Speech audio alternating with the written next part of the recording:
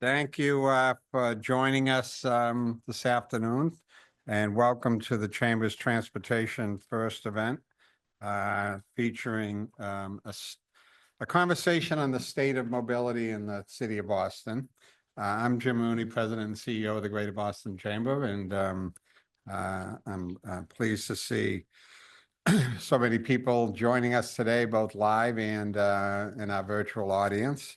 At the Chamber, one of the things that we strive to be is the leading convener of the region's business community, bringing people together to talk about issues of common concern, particularly in the public policy space, to just have a dialogue and understand where things are going. And certainly transportation is one of the broader issues that the Chamber is very, very focused on. Today is third, and despite the fact that there's a few seats empty and some name tags out there, today's our third and sold out Transportation First event of the year. The first two were MBTA focused.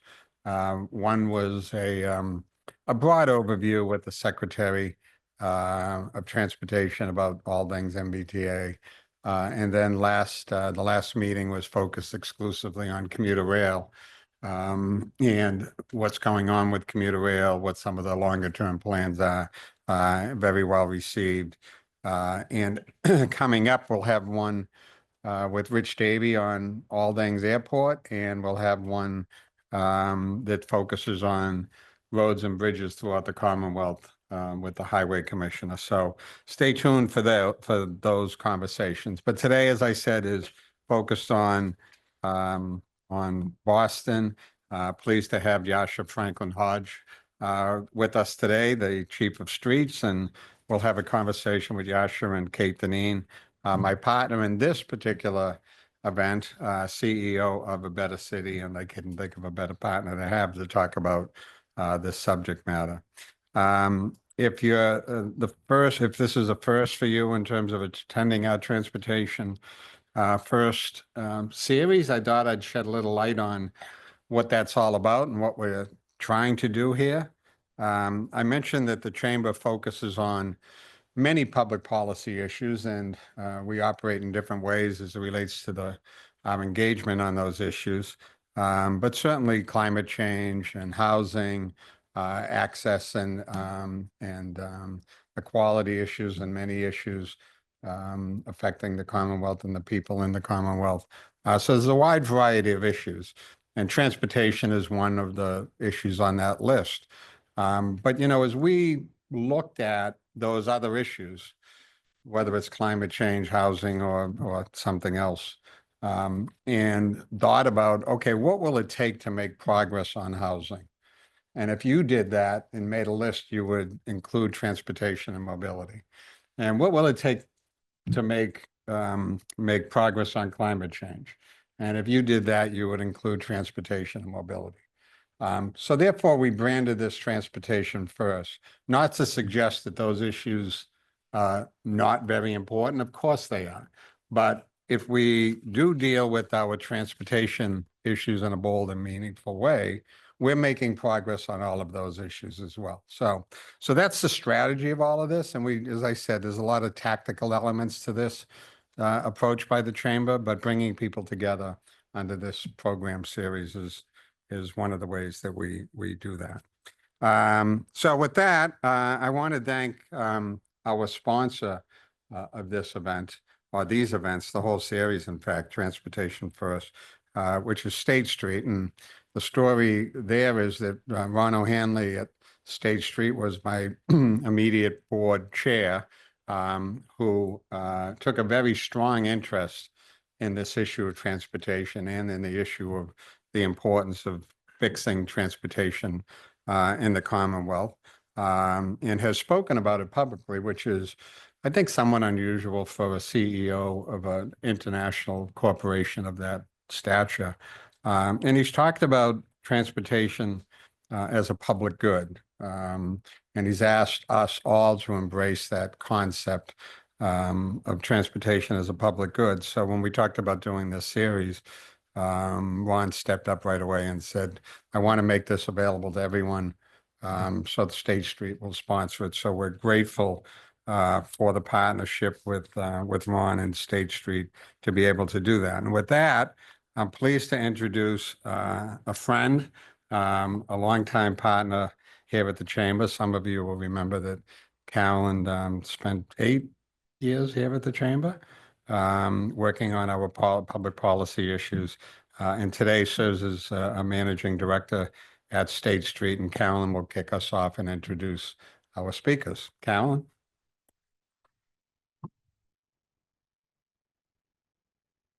Thank you, Jim, and welcome everybody. I see a lot of familiar faces. It's like a homecoming. On behalf of State Street, I'm glad to be here and to support this series. We have 2 offices in Boston, one over at 4 Point, one in North Station, and our employees get to work in all modes. They walk, they take the bus, they ride bikes. I don't know if there's any scooters, but there probably is. So in any case, the state of Boston's mobility matters to us.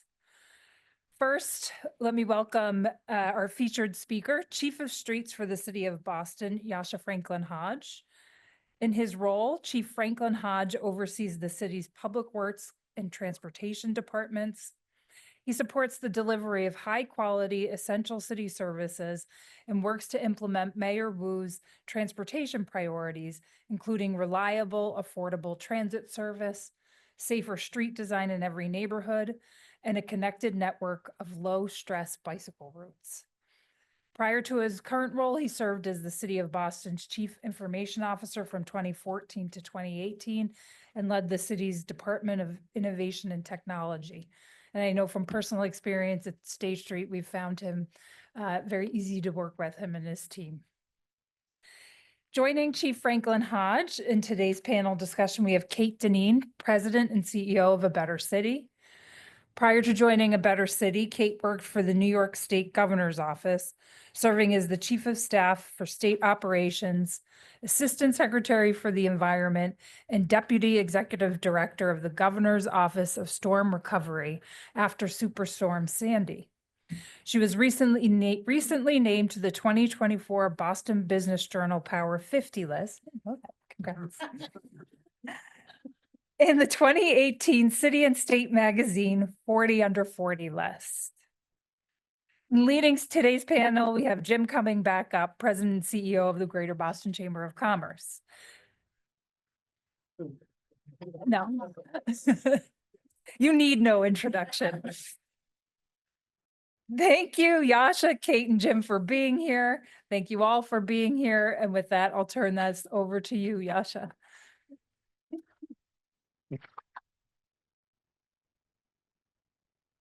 Thank you very much for the introduction, and thank you, Jim, and the Chamber for the opportunity to be here and share a bit about the Wu administration's transportation vision and some of the things that we've been working on in the city of Boston. I just want to start by sort of acknowledging and appreciating the framing, Jim, that you offered around transportation first, because I think in many ways it reflects how we as an administration think about the role of transportation in the city. The ways in which transportation intersects with so many of the challenges we face as a region, whether that's climate change, whether that's our housing crisis, whether that's economic opportunity and potential for economic growth. Transportation is essential to the future of the city, and it's essential to our ability to solve some of these big challenges. And so I just really appreciate how much the Chamber has done and continues to do to center this issue, to convene people, to call for bold action, to do research, to really work in many different ways to advance this agenda in Boston and in the Commonwealth. So when my team and I think about transportation in the city, the goal is straightforward, if not necessarily easy. We want to help people move safely and easily wherever they need to go, however they choose to travel. But as we all know in Boston, we have challenges when it comes to meeting that kind of a goal. The region regularly ranks amongst the most congested anywhere in the country, in some cases anywhere in the world. And there's a lot of reasons for that, but one stat that I thought was particularly illuminating is that in the last 5 years, the number of registered passenger vehicles in the greater Boston area has increased by 80,000. In Boston alone, it has gone up by 19,000 in just 5 years. That's a 7% increase in the number of vehicles that we have traveling on our streets, parking on our streets. And fundamentally, this is a geometry problem, right? Because our roads are not getting bigger. We're not creating more on-street parking. All of the things that drive congestion, when we add more cars to the street, we see those problems magnify. You see this on our regional highway system. At least 3 days a week, it is overcapacity, especially in the afternoons and the evenings. And you see, just as a part of regular daily driving, right, blocks and blocks of traffic spilling back from highway on-ramps onto city streets. This even happens on the weekend. I was downtown driving this weekend, and 93 was backed up.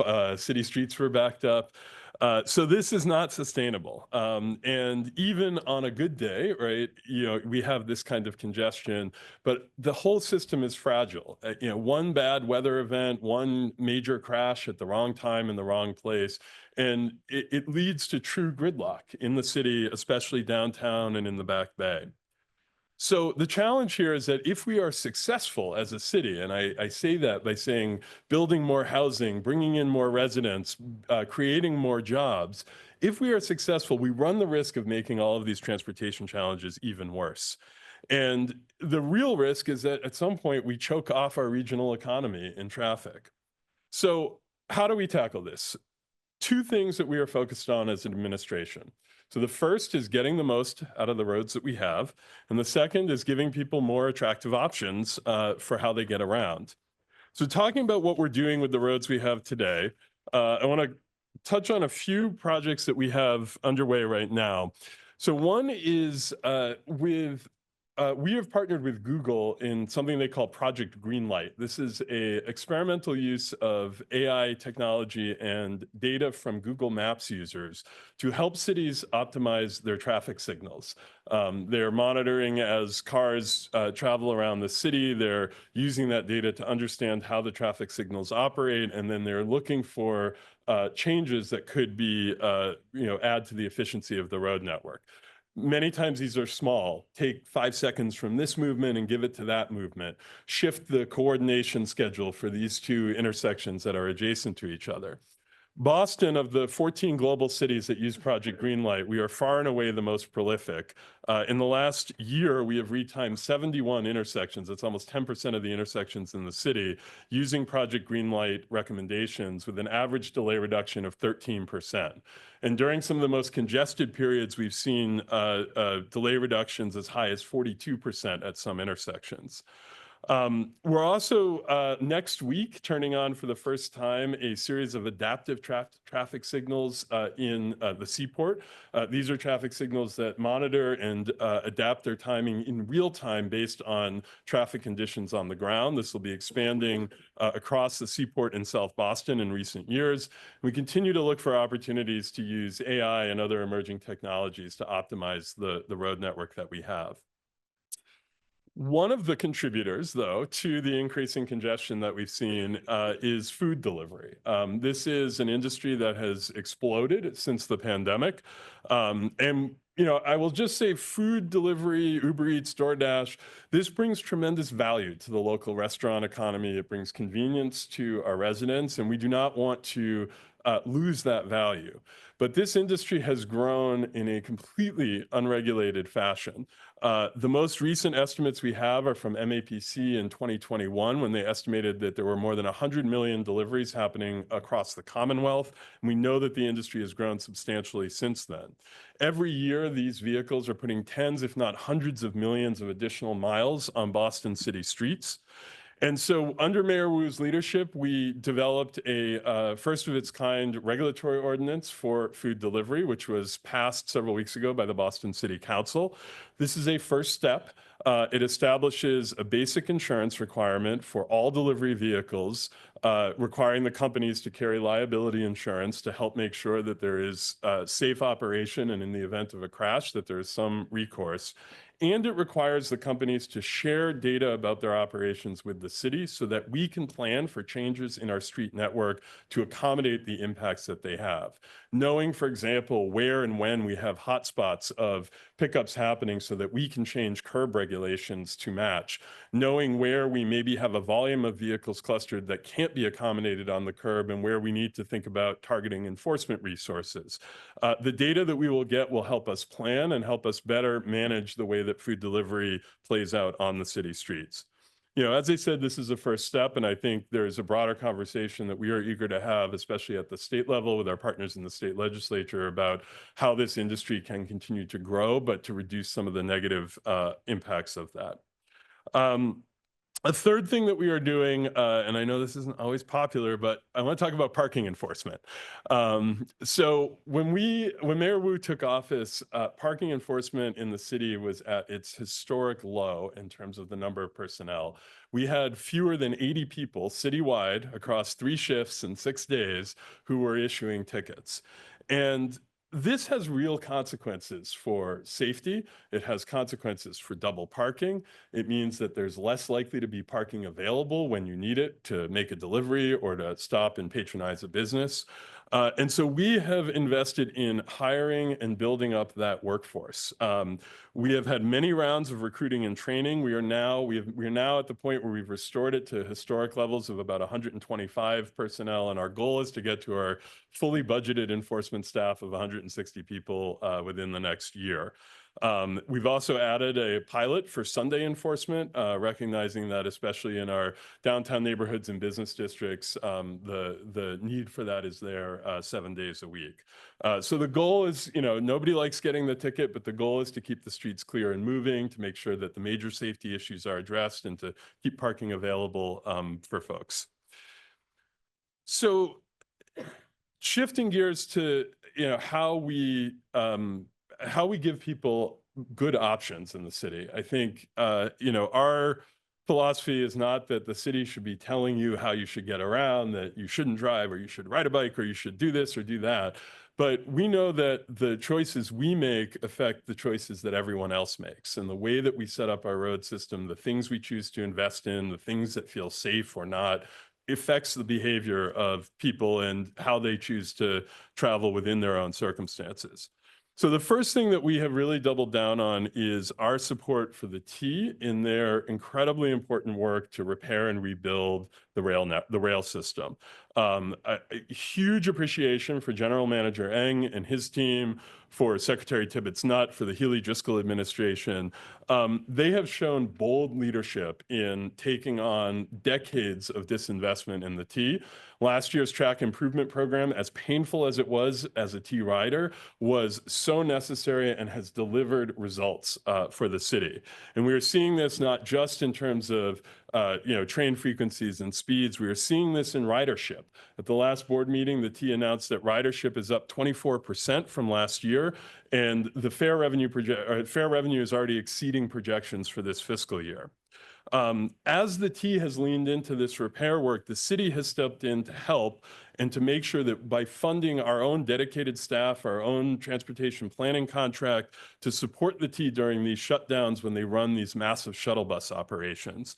So we've worked closely with the T to coordinate shuttle routing, staging, managing traffic flow. The city has built temporary bus lanes, shuttle stops. We've changed curb regulations. We've even constructed ADA accessible areas on the curb to allow the shuttles to serve everyone who needs them, and making real-time adjustments to traffic signals during these diversions. Thankfully, the pace of these diversions has slowed down a little bit this year, but we're continuing to do this work as the T continues to make its critical investments. We are also doing more, and when we think about the long-term design of our streets, to support the bus. This is kind of the workhorse of the system. It is more than 300,000 passengers a day ride buses. That's 3 times more than who ride the commuter rail, and almost as many who ride the subway, all of the subway lines combined. The city was a leader in establishing a pilot for fare-free transportation in Boston. We made the 23, 28, and 29 bus lines fare-free, and we have seen significant surges in ridership since implementing that program. We're working with a company called Light, which does what is known as transit signal priority. It is a new system that is AI-based, which attempts to predict when a bus will arrive at a traffic signal and to make sure that the bus gets a green light when it gets there. So the system monitors the position of all of the buses in the MBTA system. It makes predictions about how quickly they're likely to move. And then it works with our traffic signal control system to make subtle adjustments, maybe shortening one cycle or elongating another, so that when the bus gets to that intersection, it has the green light and it can go through. This is, since last fall, this has been piloted in 3 locations along the Route 57 corridor. But because this is all based in existing computer systems, there's no hardware that has to get deployed. It is, this system talking to our traffic signal control computer, we can scale this quickly. And we are hoping to roll this out to dozens of intersections around the city later this year to give the bus priority to help it keep moving smoothly on city streets without changing those streets physically. But there are places where physical changes are happening. The T is in the process of rolling out its bus network redesign. This is the biggest, I think, ever since the T existed, the biggest ever kind of rethink of what the bus network looks like, the routes. There's an enormous amount of additional frequency that is promised for across the network, but in the city of Boston. The Longwood Medical Area alone is expected to see bus services increase by 75%. And in order to make this work, what we know is that there are sometimes changes that need to happen on the street. There need to be bus stops that are long enough to hold the buses. There needs to be places for buses to wait. And in some cases, in the most congested areas, we need to make changes to give priority space or priority signal timing to the bus so that it can keep moving. So we are working closely with the T on identifying these corridors. We have several really important major projects that are in development right now. The Columbus Tremont project, which will extend the center running bus lane in Jamaica Plain all the way into Roxbury to the Ruggles T station. That corridor of Columbus and Tremont, the bus lines that run on that corridor carry more passengers than the Blue Line on these city streets. And so we'll be building dedicated right-of-way for the buses to travel in. Blue Hill Ave, a corridor where during peak hours, more than half the people traveling on the corridor are in a bus, will also be getting priority space set aside to allow the buses to operate efficiently. And so there's many of these projects, some big, some quite small, that are really designed to make sure that the bus network redesign gives the most bang for the buck, and that we get the service reliability that people ultimately need in order to choose transit. The last thing I want to talk about when we talk about mobility choice is safety. Boston is not only the safest big city in America when it comes to risk of crime, but we are one of the safest cities in the country when it comes to the risk of traffic fatalities. And the good news is that there has been a long-term downward trend in deaths and injuries on our streets. The city signed up onto the Vision Zero program about 10 years ago. And through multiple administrations, there's been consistent investments in street safety using proven design changes to help reduce the chances of some people being killed or injured on the street. The bad news is that there are still far too many injury crashes. Every year, there are hundreds of people in Boston who are walking or biking who are injured on the street. Auto collisions remain frequent.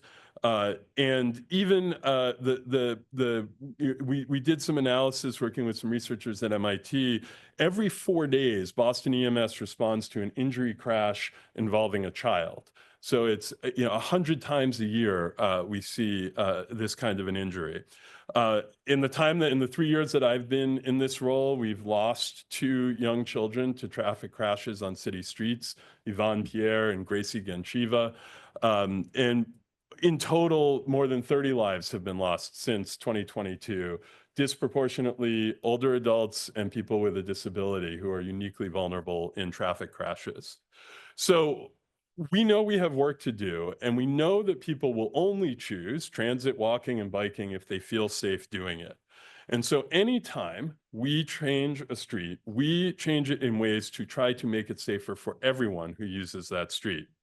We recently completed a 9-year retrospective analysis of some of the projects that were mostly built, all built under prior administrations, looking at the long-term safety dimensions of these, specifically focused on some of the bike projects that were built at the tail end of the Walsh administration. What this showed is that these projects, which reflect the kind of best practice designs that we bring to bear today, reduced pedestrian injury crashes by 68%. Bicyclist crashes by 57%, motor vehicle injury crashes by 29%. These changes have substantial impacts, even when accounting for the overall downward trajectory in crashes in the city. We have invested as an administration in building out, basically expanding the pace at which we can build safety projects of all kinds. One of the things that I'm that we've seen the biggest impact from is our speed hump program. If you live in Boston or drive through residential neighborhoods, you will see a lot more speed humps now than you did 3 years ago. We've built more than 1,200 speed humps on 73 miles of residential street in Boston. Why do we need this? So for all the good things that can come from Google Maps and the data that they gather, Google Maps and Waze has essentially turned what used to be kind of quiet neighborhood streets into cut-through routes and commuter routes, delivery driver routes. And so what we see across the city is this increase in people driving in our residential areas who are not destined for a place in that area. They are just cutting through and they drive like it. And what that has meant for our neighbors is that they often don't feel safe walking near where they live, taking their kids to the park, you know, walking to the grocery store. And so the speed hump program lets us give our neighborhood streets back to neighbors. It has been a way to dramatically reduce the kind of excess speeding that causes these safety concerns. One street that we analyzed, we did a before and after study in Jamaica Plain, and we do this on many of our projects. But where we added speed humps, bless you, where we added speed humps, the percentage of drivers speeding dropped from 31% to 3%. And the high-end speeding, people going 31 miles an hour or more, pretty much disappeared on those streets. So, you know, we can do the quantitative analysis here, but I will say as the dad of a 4- and 6-year-old, you can measure the effect of traffic calming in my blood pressure when I'm walking with my kids and they're riding their scooter or their bike on a narrow sidewalk, right? The way that it feels when you are on a street as a parent, as just a resident, and cars go zipping right by the narrow sidewalk, it makes such a quality of life difference for people in the city. And the good news about speed humps is they can be built quickly, cheaply, and they don't take away parking, which is always a fight. So speed humps are a great tool for our residential streets and for our neighborhoods, but on our major corridors, we have larger projects that we do that really look at the total design of the street, how space is allocated, how the intersections work, crosswalks and visibility. And we have a number of these kind of corridor transformation projects that we have done or have underway. Good examples of these would be Tremont Street in the South End, a corridor that has a history of fatal pedestrian crashes, which was completely reconstructed several years ago and has become much safer. We're in the process of reconstructing Cummins Highway in Mattapan, and again, another street with a terrible safety track record that will become not only safer and more multimodal, but also more beautiful with street trees, with public art, with the kind of investment that neighborhood has deserved but not seen for many, many decades. All of this is really about tackling the places with the biggest challenges and where we see the worst history of crashes. The last thing I'll say on this is automated enforcement. So we are very grateful to Governor Healy for including speed cameras in her budget bill. And we hope that the legislature will see fit to pass this and make this tool available. We would also encourage consideration of red light cameras. These are proven safety tools. They have a tremendous track record. It is well researched. It has shown how much this can reduce crashes and injuries without the complexities and cost of the widespread human enforcement that's otherwise required. So we hope that this will become more of a commonplace thing here in the Commonwealth. All right, a couple more things, and we can get to the conversation. So, you know, if you read the newspaper, I feel like you probably have walked away with the impression that, you know, we spend 80% of our time and 80% of our money planning the next dastardly bike lane to foist on the city of Boston. The reality is that 73% of our capital spending over the last 3 years is been on state of good repair. It has been on repairing roadways, sidewalks, bridges, curb ramps. If you're interested, 4.2% has been spent on bike lanes. That is the stat. This kind of work is really boring, but it is so important just for the daily experience of people, no matter how they travel in the city. Since 2022, we've filled more than 15,000 potholes in Boston. We've repaired 60 miles of roadway, 30 miles of sidewalk. We've constructed more than 4,000 ADA compliant pedestrian ramps. The city is under a consent decree regarding bringing up the sidewalks and the ramps to a state of accessibility. And we are working at a pace that we have never done before to get that done. And we've rehabilitated or repaired 8 of our city-owned bridges, roughly 20% of the bridges that the city owns. In this construction season in 2025, we're adding a new contract to allow for us to do more smaller scale spot repairs where we have that, you know, the one sidewalk flag that's been lifted up by a tree, or, you know, the stretch where the concrete fell apart faster than we were expecting. And we now have dedicated contracts focused on our long neglected brick sidewalks in Boston. There's a whole bunch of other boring stuff, and I won't get into any of the details, but I think we spend a lot of time thinking about sort of the business of government and just how do we operate to be efficient, to deliver the core services that people rely on. In the last 2 years, we have rolled out a digital asset management system for all of the street assets the city has, the signs, the pavement markings, the signals, so we can now track that in its maintenance schedule. We have a revamped contracting process to try to bring more competitive bidding into the city construction contracts for public works. And we are developing new systems to hold utilities more accountable for the damages that they do on the roadway and to expedite repairs for those damages. Again, none of this stuff is going to make it into the Boston Globe, but so crucial for the day-to-day functioning of the city. Last topic I just want to touch on briefly, and I'm sure we'll get into in the discussion, is just the uncertainty at the federal level right now. It goes without saying that this federal administration, at both the macroeconomic sense and in terms of grant funding and transportation funding, there are a lot of question marks. We have about $91 million of discretionary grants that were awarded directly to the city. Thankfully, a relatively small percentage of our overall capital budget. These were awarded in the last administration. Some of these have grant agreements. Some of them do not yet have signed grant agreements. And it's a giant question mark for us what's going to happen to these, whether we will see this money or not. But more than that 91 million, what we are worried about is the billions of dollars that the federal government has promised to the state and to the MBTA for critical projects. $330 million in Alston to reconstruct I-90, build a new transit station, and help us build a whole new neighborhood. Hundreds of millions of dollars for the Draw 1 Bridge, which is essential for the functioning of the commuter rail on the north side. The Green Line Core Capacity Grant, which is to fund the transformation of the Green Line, well over $1 billion.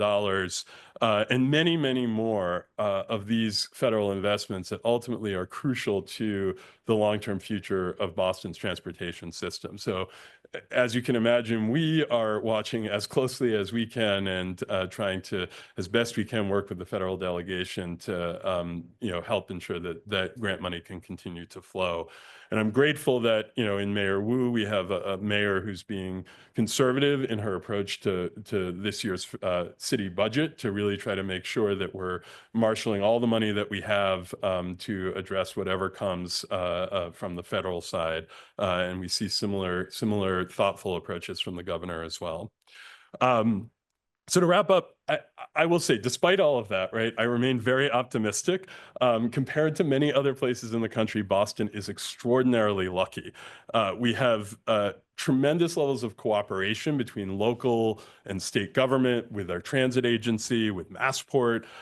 We have a strong economy, healthy government balance sheets, and we have a business community that recognizes the need for long-term thinking and bold investment in the transportation system. All of these things together are a tremendous asset for the region. And, you know, while we have seen some great progress, we know there's a lot more work to be done. But I believe that Boston and the Commonwealth has what it takes to get it done. So thank you very much. And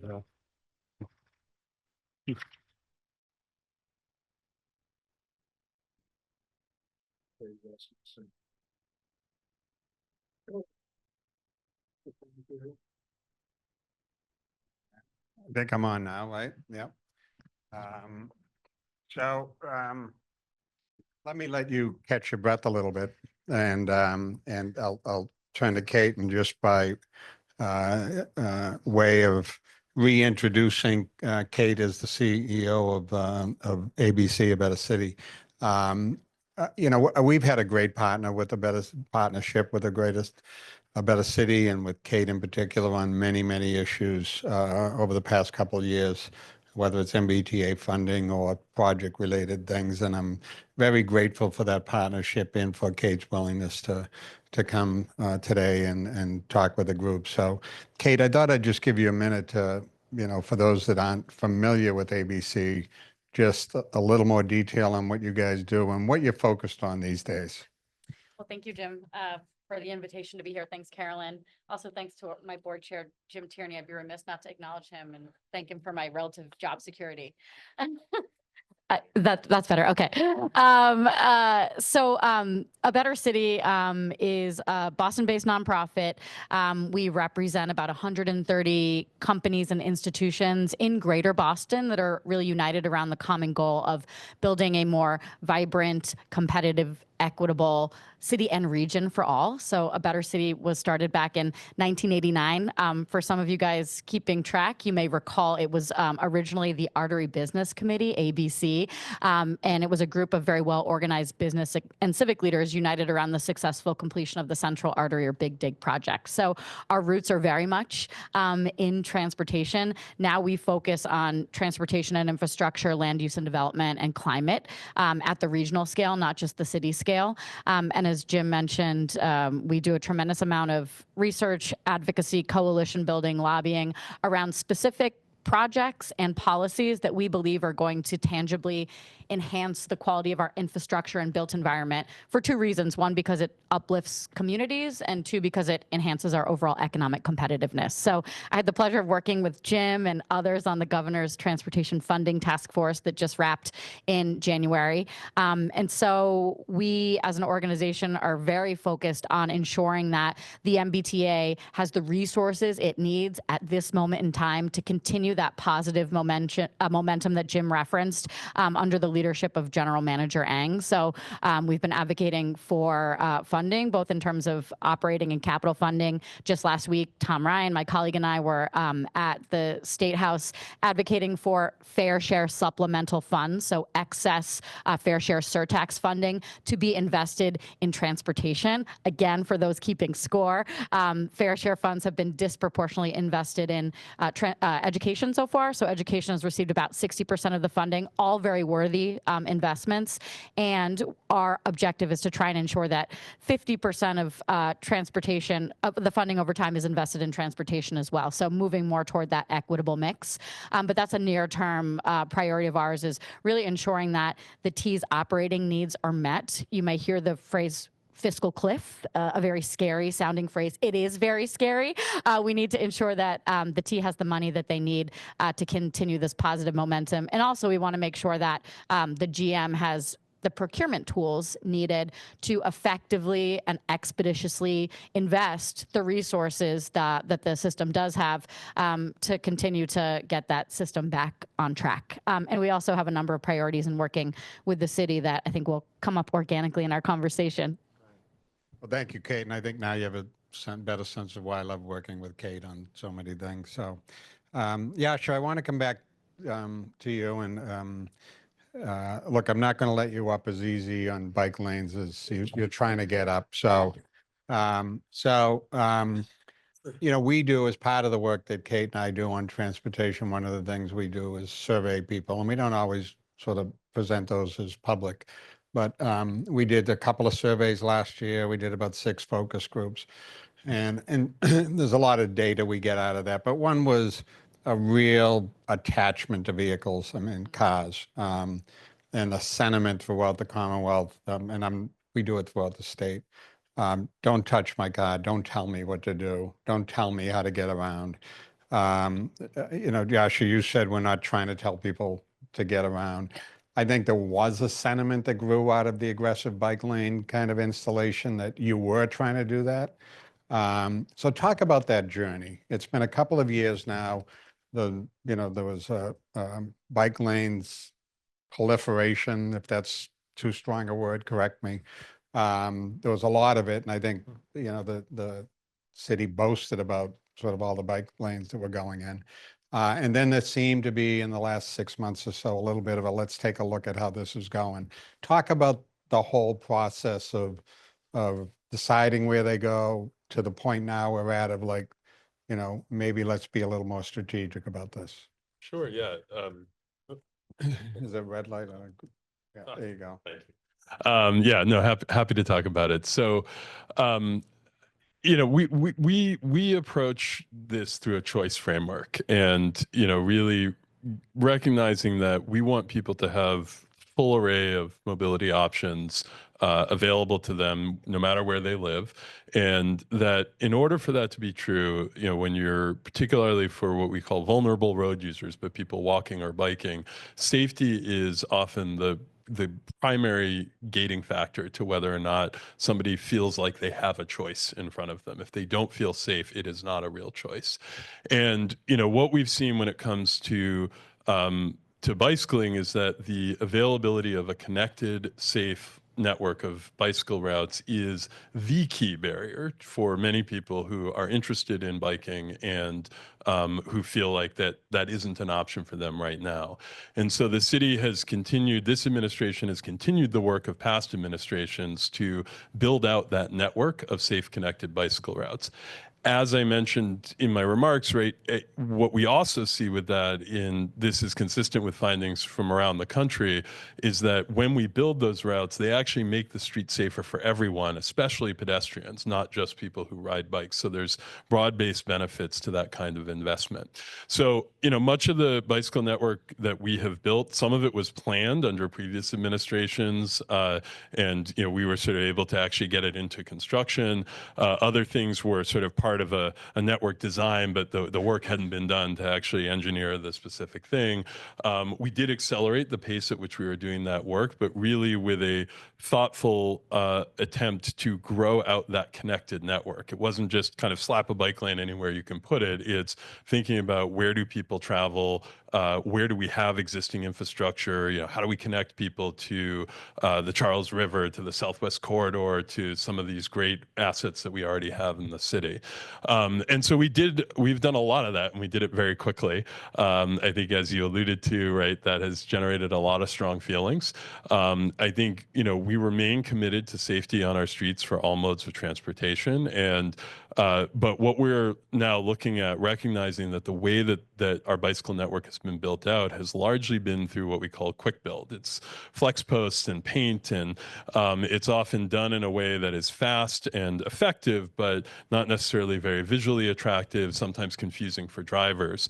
So a lot of our shift now is to look at the materiality of how we design these bike lanes, what we use to separate them from traffic, how we think about the ways to kind of harden the infrastructure, make it more visually attractive, take it, if it's working, take it away from the kind of temporary material approach. And if there are places where it's not working, maybe, you know, we've created a pinch point for traffic that we need to revisit a design, or we have a block or two that doesn't have sufficient curb space for loading. We maybe need to revisit the curb regulations there. So the goal is not to back away from safety for all modes, but to say, let's make sure we are getting it right. Let's make sure the stuff we built is working the way we want to. If not, let's fix it. And when we build new things, let's do it in a way that really reflects the long-term desire for a robust, permanent bicycle network, rather than using a lot of the kind of temporary materials that fall apart in a couple of years. You know, as you were talking earlier and even in answering the question, it just struck me the number of objectives that you have that all individually are worthy, but then when you go into implementation of things seem at times to conflict with each other, right? So, you know, to the extent that there's treatments that you make to the streets that slow traffic down and create congestion, but you know, you've achieved other objectives. Is that a fair kind of way to interpret some of this? I think you'll find that everything in transportation is trade-offs in one way or another, right? There's no free lunch in transportation planning. You know, our goal is always to strike a balance, recognizing, right? We don't think cars are going away. We'd like them to be electric, but we don't think they're going away.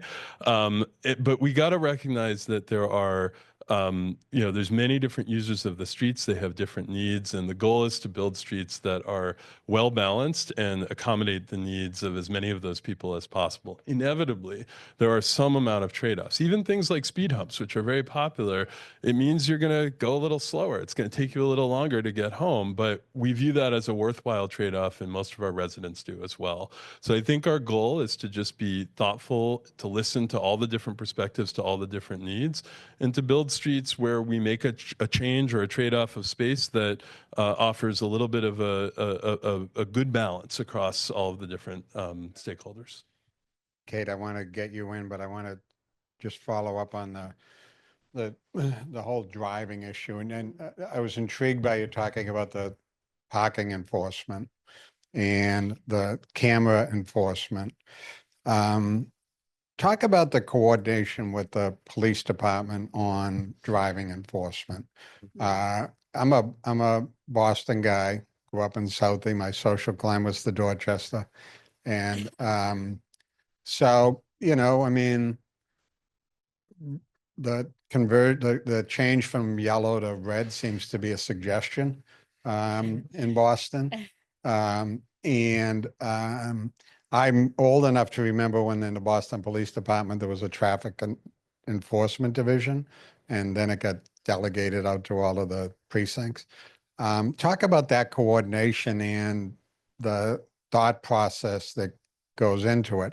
And I will say that we've had the police commissioner here, and he freely admits that, you know, when they get calls and where they allocate resources, they score crime. I mean, you know, I mean, I think he sat here and he told me that, you know, Jim, if I get a call from your house and there's it's a noise complaint, it's an 8 on a scale of 8. And, you know, there's 1, 2, 3 of them much higher than that. So just talk about that a little bit. Yeah, I mean, obviously every city has its driving culture, and we certainly have ours here in Boston. I think, you know, the goal that we have, or the way that I think about this, is not that every action has to be rigorously policed, but rather that we need to make sure that there's a sort of baseline social contract in how we drive. And, you know, the thing of, you know, when you start to see intersections where 3, 4, 5 cars go through a red light after it's changed, right? That's a violation of that social contract, and that puts lives at risk. So, And the law. and the law. Yep. I think the challenge that when we talk to the Boston Police Department about this, the challenge that we hear is what you said, which is that they have other things that they have chosen very reasonably to prioritize.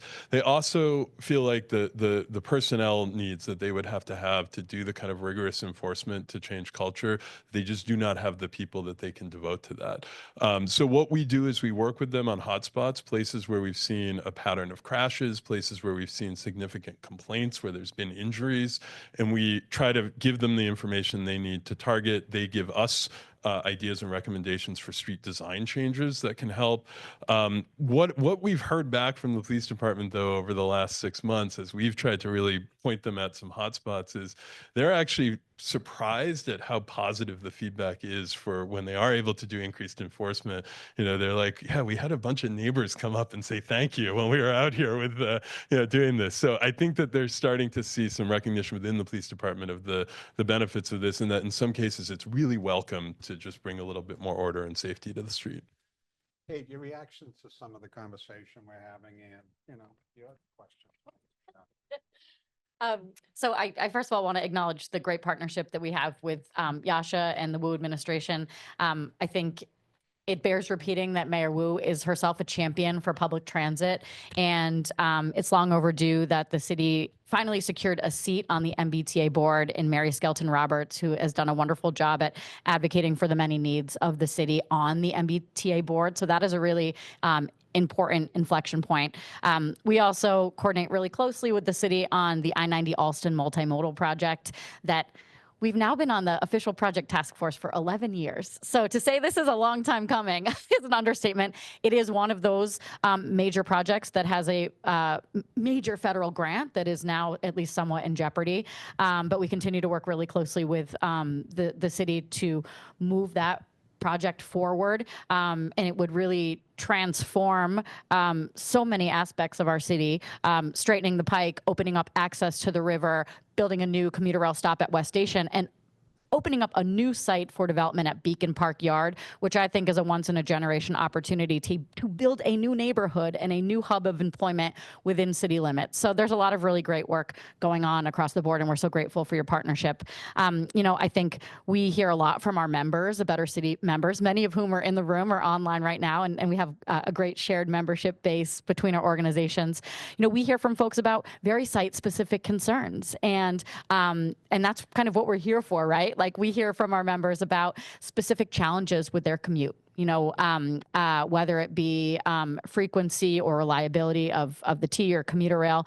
We hear from folks about specific bus lanes and bike lanes, and have been really encouraged by the recent 30-day review, and really want to be a partner moving forward on ensuring that there's really robust engagement with both residents and businesses around the really, transformative and disruptive and necessary infrastructure investments to use our limited roadway space to facilitate choices. And I agree that it's all about choices. It's not about forcing people out of their cars, but it's about creating options that ideally down the road are more attractive than driving. And we can't force that or moralize that, but we have to create the infrastructure, literal infrastructure and incentives to kind of lead folks to those choices. So I'm encouraged by that. And, I know, Yasha, you touched upon this, but I think a lot of folks would probably want to hear a little bit more about, the next steps and how we can be supportive and good partners with you as you embark on not just implementing the 30-day review, but there's a lot more work to be done, right? When it comes to balancing those trade-offs. So, on behalf of Better City, we're obviously an engaged partner, but I think maybe we would like to know a little bit more about how we can best partner moving forward as you weigh some of these decisions.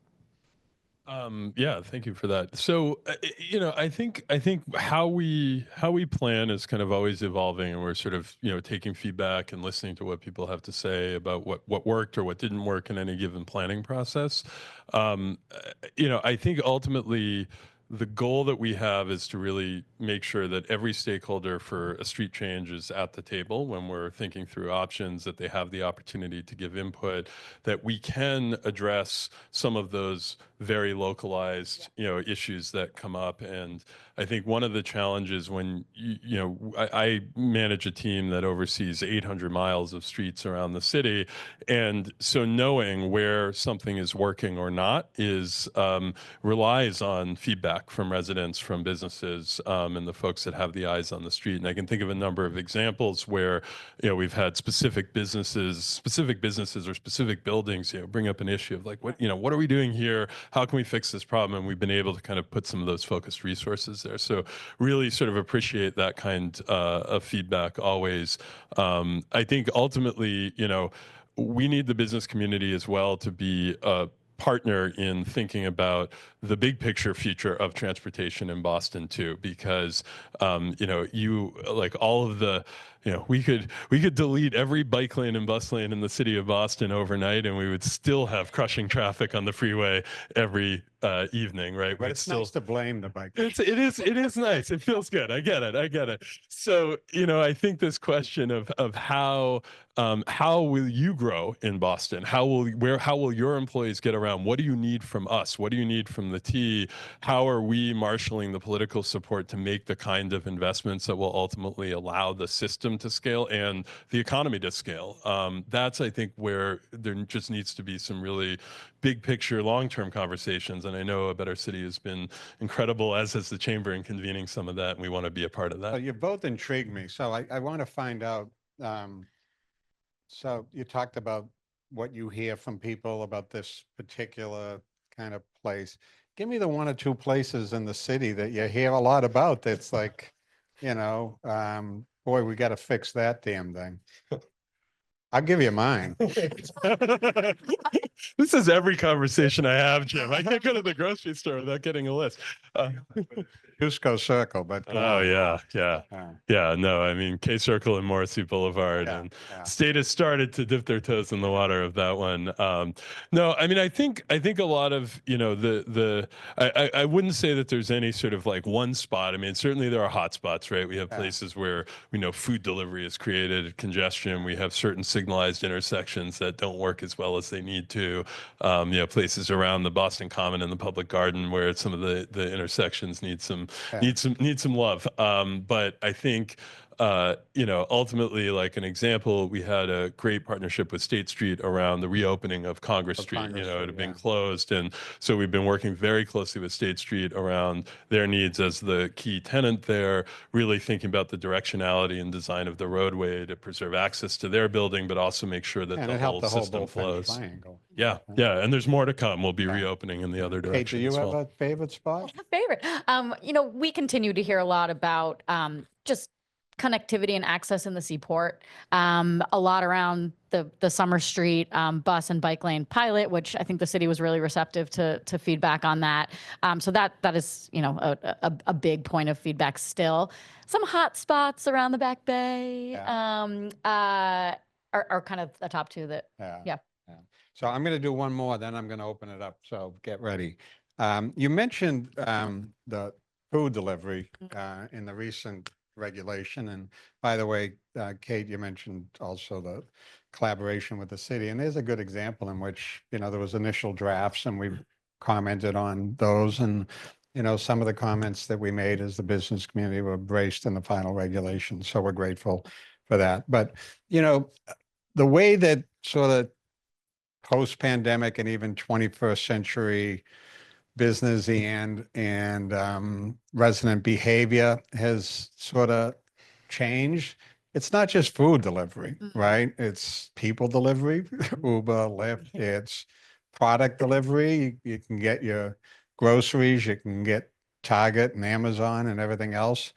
You mentioned the food delivery sort of taking off, but do you have some numbers on how much that's changed in the last, say, decade as those types of behaviors of the way commerce is conducted have changed? I mean, it just seems to be a big part of it. I get on my street and the Amazon guy is stopped in the middle of the street. I got to wait for him. But Yeah, I don't know that I have any stats. In 9 months, I'll have some stats on the food delivery industry Okay, because they'll be okay. required to share data for the first Yeah. time. They will not tell us how many deliveries they do in Boston today. But I think overall, I mean, the trends you've seen, we're seeing as well. The way that this has most sort of affected our work is in thinking about the curb and curb access. Yeah. We don't have sort of authority to say where, and nor should we, like where the Amazon van can drive, but we know that the Amazon van needs to stop and make that delivery. Yeah. And so historically, the city has had a pretty one-size-fits-all or approach to parking. It's either metered parking, 2-hour parking, or resident parking. And what we're now starting to do is much more bespoke analysis of individual blocks or individual business districts to figure out the mix of different kinds of parking, short-term loading, commercial activity, meters that go for 2 hours, or maybe meters that go for 4 hours in some places, depending upon the needs of the neighborhood. And by customizing the curb regulations, the goal is to reduce the number of times that somebody has to do something that affects traffic or that creates a safety issue by parking in an unsafe way. So I think that's really part of why we're so interested in getting more granular data from companies, is to allow us to do that kind of fine-grained work. We do it today with parking analysis, but we know that it can get better and we can do it more efficiently in more places if we have additional information. Well, I'm like most people. I love Amazon when they're delivering to my house. It's when they're delivering to everybody else's house that they're a problem. So yeah, questions from the audience right here. Yeah. And what would you make, just the microphone helps the people online to hear. So, and could you please tell us who you are as you? I'm Dr. Denise Valenti. I'm from IMAD. It's a federally funded, or it was, agency research company that studies impaired driving from marijuana. I have some questions though, because our data clearly shows that those that consume marijuana have dead spots blocking the visibility of a red light. I have been told though that in Massachusetts, good luck getting those type of monitors and automatic ticketing. The data out of Denver shows that the rate of running red lights increased 20% when legal adult use marijuana got sold. So I guess I don't understand. They're not allowed. They're allowed in Massachusetts? As of right now, red light cameras, automated cameras are not allowed in Massachusetts. We would like them to be. They're necessary. It's a state with legal adult use marijuana. Questions? Why don't we go here and then Justin? New York yesterday, and some of the Amazon trucks now are just these little carriages that are like 3 times smaller than a truck. I don't know if that's something that we look into. Congestion pricing obviously is really political.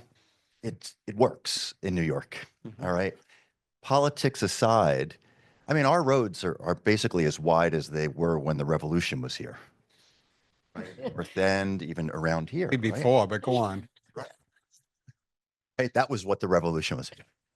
So, to motivate people to change their habits, money, Malcolm Gladwell, the money, the incentive, the whole idea of an incentive for folks in the suburbs to not drive as much. And as the T improves and the frequency improves and the service is better and all of that stuff, why wouldn't congestion pricing work here? All right. And take the politics aside. They can. I was going to let Kate handle that one. I'll talk about those little delivery trucks. That's Delivery truck. Yeah. You can do that. You can follow up. Key brain trust Yeah. from New York. yeah. Congestion Yeah. pricing brain trust could come from New York and get imported. You did it. So why not? then? So on the delivery front, I think New York has been a vanguard in exploring alternative ways to do delivery. And I think this is really important because we often run into this when we're planning projects, we'll be talking about making a road narrower to make it safer to cross. And people say, well, where will the 18-wheeler delivery trucks park? And my answer is, why do we need 18-wheelers doing deliveries in a dense urban area? In most cases, that's saving money for maybe a company, but it is costing society in the form of congestion and safety risks. So I think plus pollution. So So we are really interested in some of the things that are going on in New York. We recently ran a Boston Delivers pilot with funding from Mass CEC that used electric cargo bikes to do deliveries for businesses in Alston. We'll be launching the second phase of that shortly, and we're very interested in conversations with companies like Amazon that have really invested. I think those are actually technically e-bikes that they're using for delivery. They just have like a kind of shell on the back that holds goods. You see this in Europe now with major freight and delivery companies starting to switch to these smaller form factors, especially in the dense urban core. We think it is a great idea here, and we want to start with some pilots and then build out the regulatory tools that would allow us to do that in a more robust way. Okay, well, congestion pricing work in Boston and Massachusetts. Well, first of all, I love that there was an audible gasp in the audience. You know, that's a good panel. There's an audible gasp. So for context, I worked in the Cuomo administration for about 6 years. We thought we were really close to getting congestion pricing passed. I think it was 2015, right? So this stuff takes a very long time. And when Jim and I served on the Governor's Transportation Funding Task Force together, we did assess all options for raising new revenue, and we talked a bit about roadway pricing. We you know, the phrase congestion pricing obviously is a bit incendiary, hence the gasp. But I think what you'll see if you dig into the report, you'll see that there is a recommendation in there for taking a phased approach to establishing a more equitable roadway pricing system. And what that really means is, one, taking a hard look at our existing tolling amounts. Spoiler alert, tolls have not been increased in a meaningful way since 2008. Then we want to take a hard look at where our existing tolls are and why. As you know, driving around the region, certain roads, bridges, and tunnels are tolled and others are not. There's a history behind each one of those decisions, but maybe now is the time to take a look at where we might want to add or remove tolls. And then once we have the gantries where we think we want them, down the road, I think you can experiment with variable time of day pricing, you know, akin to a congestion pricing model, making it more expensive or less expensive to drive in at certain times of day. I think that it's really important to acknowledge whenever we talk about congestion pricing or roadway pricing that it can be a very flexible policy mechanism with exemptions and rebates, especially for low-income drivers, to address equity concerns up front. So I think it's something that we need to lean into in terms of assessing it as a potential policy intervention. I am not advocating for jumping to congestion pricing tomorrow, but I am advocating for continuing to take a look at our roadway pricing and see how we can optimize it and make it more effective.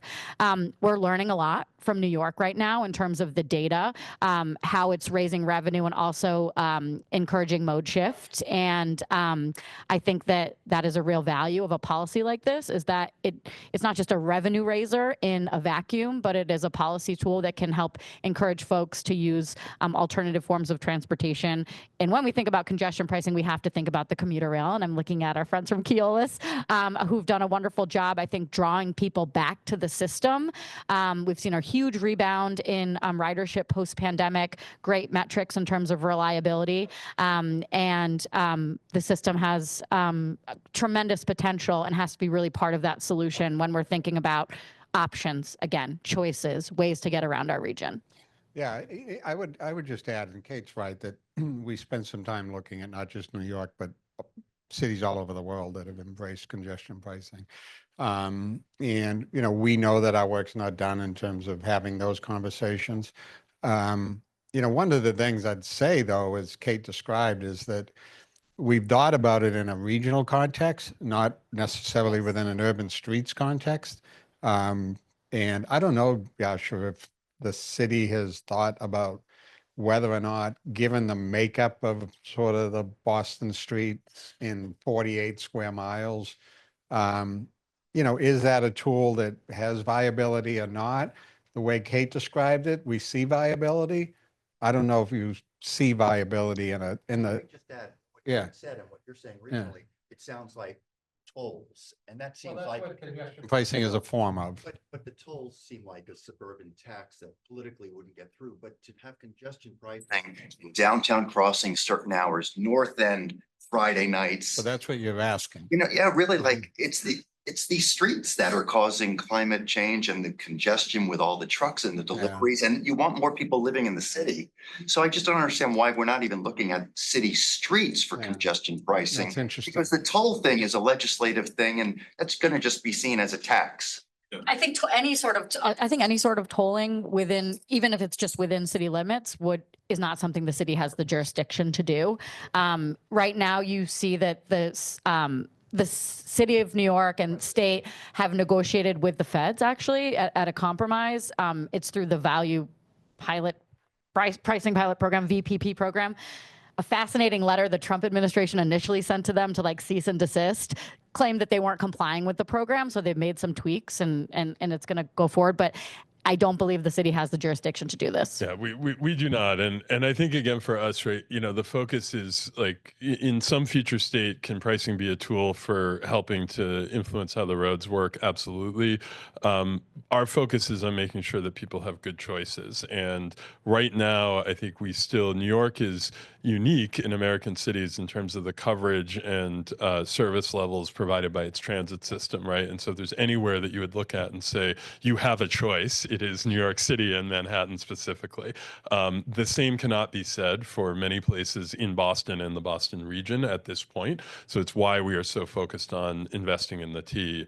I will say, though, and this is really a matter for the state, but as electric vehicles become more common, we will see a reduction in gas tax revenue. And so there will need to be some really tough conversations about how we continue to fund our transportation system when it is electrified. And in that, there's an opportunity to revisit some of the historic models for funding. Now, the gas tax does not cover even the majority of the transportation funding needs that we have as a Commonwealth, but it is a substantial contributor to that. And so I'm hopeful that in the coming years, there will be some really good conversation about how to structure a revenue to support all of the different transit and transportation needs we have. Great. Justin, we'll give you the last question and then we'll bring it home. Justin Holmes from Zipcar. Last week, I was in an event in Los Angeles called Curbivore, and it highlighted, Yasha, many of the things that you had mentioned, that cities and companies are thinking differently about the use of their curb space and dedicating an increasing share of that to these new modes. The second thing that I observed being in LA is an incredible rise in what I would describe as potentially disruptive technology. Delivery robots operating small form factor delivery downtown, automated vehicles with a substantial rise in Waymo, scooters, delivery fleets along the lines of what you mentioned. And I'm curious how you think about the intersection of many of these disruptive technologies and how they could be an accelerant or potentially a distraction from some of the very ambitious goals that you and the mayor have set for Boston with regard to safety and choice. How do you think about that tension with a rise of disruptive transportation, technology? No, it's a great question. And I think it's interesting that where these technologies are first gaining a foothold tends not to be places with 400-year-old cow paths and snowy winters. I think, is not to say that that automated vehicles, that delivery robots, that some of these other form factors won't have a role to play in Boston. I think they very well may. But we also recognize that we're a city with some unique infrastructural challenges for some of these technologies. And so, while Boston is the city of firsts in many respects, there are some places where I'm happy to be maybe, the city of 15 or 20, as these things roll out. That having been said, I think all of this is, we want to be open-minded. We want to, learn what works here and what does not. I think our framework is going to look at, when we evaluate new technologies, it's going to look first at safety. It's going to look at the impacts on other road users and sidewalk users. Can we fit? There are streets, right out the front door here where you could not pass a delivery robot as a pedestrian if it was on the sidewalk. So how do we make sure that we're sharing the streets that we have? And then, there are other economic dimensions, right? It's easy to kind of get see the shiny thing and be like, that sounds cool. But like, how many jobs do, Uber and Lyft support in the city? How many people work doing delivery? What are the implications of rolling these things out at scale? Again, it's not to stand and, jam the gears of progress, but it's to really be intentional and thoughtful about the societal impacts of adopting these technologies and to try things out and learn in a somewhat cautious way. So. Yeah, sure. I want to give you the ability to make whatever closing comments you want to make to, the business community, this audience.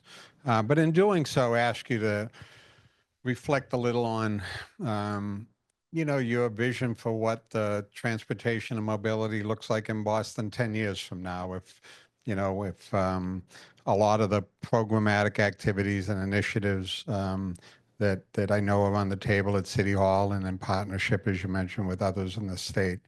We're sitting in this room. What are we sort of grateful for? What are we talking about? Oh, that's a big question. I mean, if I'm looking 10 years in the future, right, we have a city that has eliminated traffic fatalities on our streets. We're a city where our public transit system is trusted, where our public transit system is reliable, where nobody is checking their watch to see if they can, if the train is coming now or 20 minutes from now. They're just going to the train station because they know a train is going to show up. That we have given people more access, where people feel freer to move about the city. Whether you live in Back Bay or Mattapan, the city is yours. And you feel like you have the access that you would need to get to all that we have to offer. I think we're a city that has addressed, hopefully, some of our housing challenges, and that, at that intersection with transportation, and where the business community feels like they can invest and they can grow because they are not struggling with a workforce that can't find a place to live, or that is, wrestling with an hour and 20-minute commute every day to just get to their job. I mean, I think these are the measures of urban success as far as I'm concerned. And I think we see a path of investment, continue to think about multimodal infrastructure, but also to really make sure that we're, fundamentally meeting the needs of people and meeting the needs of the businesses that make our city so prosperous and successful. And I'm sure Ted's right. We didn't talk a lot about the transportation role in climate change and environmental issues, but I'm sure that would be part of your vision as well. Fully electrified. There you go. Well, with that, Yasha, thank you not only for today, but for your willingness, as Kate said, to be a partner, to dialogue, even have the tough conversations when we have to have them, and for putting yourself out there today. We're grateful. Please join me in thanking Chief of Street Thank you. Traffic Franklin. And thank you all for being here, and stay tuned for our upcoming events focused on the airport activities and then focused on highways, roads, and bridges throughout the Commonwealth. Thank you.